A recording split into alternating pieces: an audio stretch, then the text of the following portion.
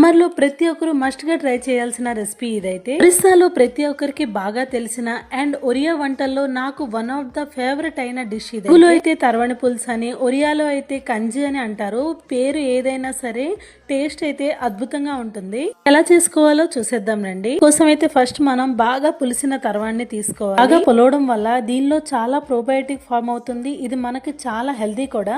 పసుపు, నానబెట్టి ఉడికించుకున్న చిక్కుడు పిక్కలు అండ్ వెజిటేబుల్స్ అన్ని కూడా మీ దగ్గర ఏ ఉంటే అవి వేసుకోండి. బొప్పాయికాయ ముక్కలు, ఆనపకాయ, స్వీట్ కార్న్, వంకాయ లాంటి బోల్డ్ అండ్ వెజిటేబుల్స్ ని తీసుకున్నా. వెజిటేబుల్స్ అన్ని కూడా ఉప్పేసి ఈ తర్వణిలో బాగా ఉడికించి పక్క అయితే పాన్ లో ఆయిల్ వేసుకొని ఆవాలు, జీలకర్ర, కరివేపాకు, ఎండుమిర్చి, పెట్టుకున్న వెల్లుల్లి, చిన్న ఉల్లిపాయలు అండ్ ఇంగువ వేసి ఇదంతా పోపు పెట్టి ఇందులో కలుపుకోవాలి. 1 minute మూత పెట్టి ఉడికించి తీసుకుంటే మన తర్వణి పులుసు అయితే రెడీ అయిపోయింది. ఎప్పుడైనా ఇది టేస్ట్ చేశారా? తెలిస్తే ఖచ్చితంగా కామెంట్ చేయండి.